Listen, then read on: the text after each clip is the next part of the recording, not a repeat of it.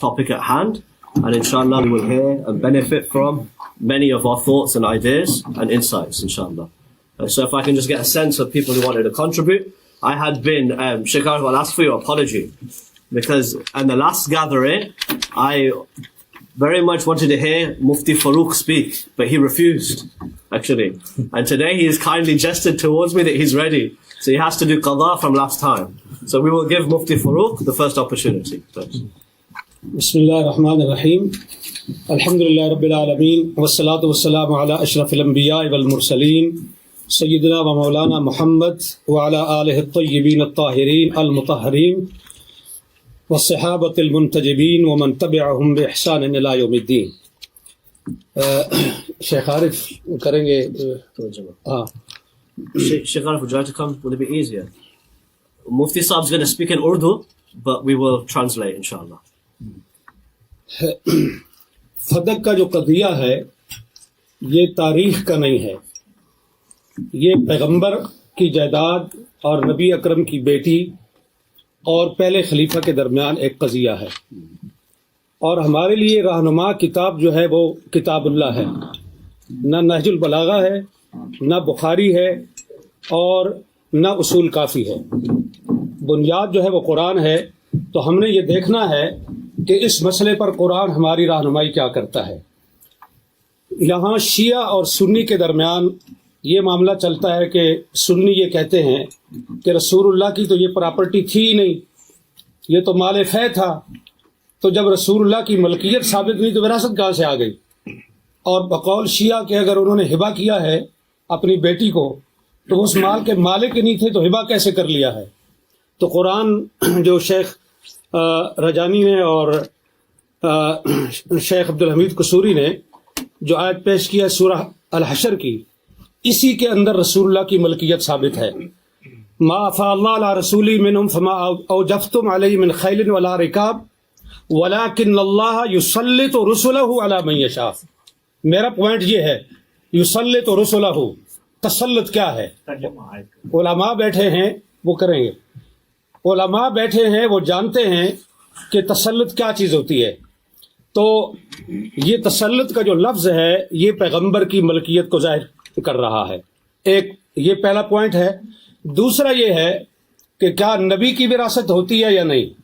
یوصیکم اللہ فی اولادکم للذکر مثل حظ الانثیین، سورہ نساء کے اندر اللہ رب العالمین نے یہ بتا دیا ہے کہ تمام امت کی، تمام مسلمانوں کی وراثت ہے. اور اس کے اندر وَلِكُلٍّ جَعَلْنَا مَوَالِيَ مِمَّا تَرَكَ الْوَالِدَانِ وَالْأَقْرَبُونَ. وَلِكُلٍّ، یہاں وَلِكُلٍّ کا جو لفظ ہے یہ میرا پوائنٹ ہے کہ ہر ایک کے لیے ہم نے وراثت مقرر کی ہے، وراثت کا قانون ہم نے طے کر دیا ہے. اب یہ چاہیے کہ رسول اللہ کی اگر وراثت نہیں ہے وہ اس وَلِكُلٍّ جَعَلْنَا کے اندر شامل نہیں ہے، کہ ایسی ہونی چاہیے کہ جس کے اندر رسول اللہ کو مستثنا کیا گیا ہو کہ ساری امت کی وراثت تو چلے گی قرآن کے اس قانون کے مطابق، لیکن پیغمبر کی وراثت نہیں ہوگی، اس کی نہیں چلے گی. تو لہذا قرآن کریم کے خلاف ہے یہ چیز کہ رسول اللہ کی وراثت نہیں تھی، اور قرآن نے ان کو یہاں سے خارج نہیں کیا. اب حضرت ابو بکر رضی اللہ عنہ نے حضرت فاطمہ کے کلیم کو رد کرنے کے لیے جو روایت پیش کی، بخاری میں بھی ہے، مسلم میں بھی ہے، دوسری تمام شیعہ کتابوں میں بھی ہے اور سنی کتابوں میں بھی. اس کے اندر 3 پوائنٹ ہیں. ابھی دونوں علماء نے، دونوں سکالرز نے وہ حدیث پیش کی ہے، میں اس کی تفصیل میں نہیں جاؤں گا، وقت کم ہے. اس کے 3 اجزاء ہیں. پہلا جز یہ ہے کہ انبیاء کسی کے وارث نہیں ہوتے، یعنی وہ اپنے والدین کی وراثت نہیں لیتے. دوسرا پوائنٹ یہ ہے کہ انبیاء کی وراثت نہیں ہوتی، ان کا کوئی رشتہ دار اور ان کے کوئی قریبی جو ہیں عزیز وہ ان کی وراثت نہیں لے سکتے. اور تیسرا پوائنٹ یہ ہے کہ جو کچھ انبیاء چھوڑتے ہیں وہ صدقہ ہے. اب یہاں سوال یہ ہے کہ انبیاء کی وراثت نہیں ہوتی تو رسول اکرم صلی اللہ علیہ وآلہ وسلم نے اپنے والد گرامی حضرت عبداللہ بن عبد المطلب کی وراثت لی ہے. اس میں 3 چیزیں تھیں. ایک وہ ان کا مقام تھا جو ان کا آبائی مقام تھا. دوسرا ایمن جو لونڈی تھی، اور تیسری چیز جو ہے وہ تلواریں اور اونٹنی تھی. بعض کہتے ہیں ایک سے زیادہ اونٹ تھے، بعض کہتے ہیں ایک تھے، چلو ایک ہی صحیح، ہم ایک ہی پر اتفاق کرتے ہیں. تو یہ وراثت تھی رسول اللہ کے والد کی. رسول اللہ نے یہ وراثت اپنے والد سے لے لی. تو یہ کیسے وہ کہہ سکتے ہیں کہ انبیاء وراثت نہیں لیتے؟ آپ بچپن میں وراثت لے چکے اور نبوت ملنے کے بعد آپ نے کہا ہم کسی کے وارث نہیں ہوتے. یہ دونوں باتیں ایک دوسرے کے متضاد ہیں. یہ قول اور یہ عمل، یہ دونوں ایک دوسرے کے خلاف ہیں. تو رسول اللہ نے اپنے والد کی وراثت لی ہے، لہٰذا یہ بات درست نہیں کہ انبیاء کسی کے وارث نہیں ہوتے. دوسری چیز ہے کہ انبیاء کی اولاد جو ہے اس کی کوئی وارث نہیں ہوتی، وہ وارث نہیں ہوتی تو وہ وارث سلیمان و داؤد. اور حضرت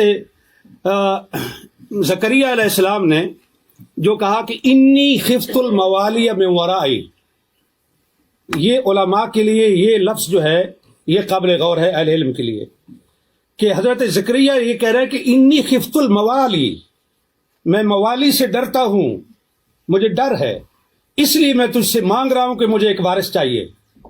اب یہاں جو سکالر یہ فرماتے ہیں کہ یہ وراثت علم کی وراثت تھی، نبوت کی وراثت تھی، تو خفت الموالی کو آپ کہاں لے کے جائیں گے؟ کیا حضرت زکریہ کو اپنے موالی سے یہ ڈر تھا کہ وہ میرا علم چھین لیں گے، میری نبوت چھین لیں گے؟ انہیں ڈر اس چیز کا تھا کہ جو میری پراپرٹی ہے اور جو میری جائیداد ہے، میرے بعد میرے موالی اس پہ قابض ہو جائیں گے، اور اس لیے انہوں نے اس پہ قابض ہو جائیں گے، اور اس لیے انہوں نے یرثنی و یرث من آل یعقوب یہ انہوں نے مانگا. اور اسی چیز کو حضرت فاطمہ نے حضرت ابو بکر کے سامنے یہ پیش، وہ صحیح معنی میں موالی تھے، ہماری پنجابی زبان میں موالی کہتے ہیں، موالی لو.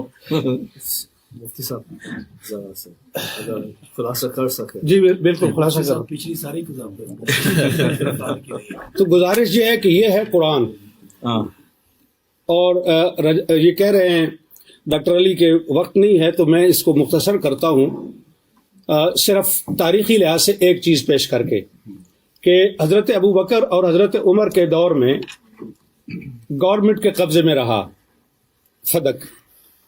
حضرت عثمان نے سارا مروان کو بخش دیا.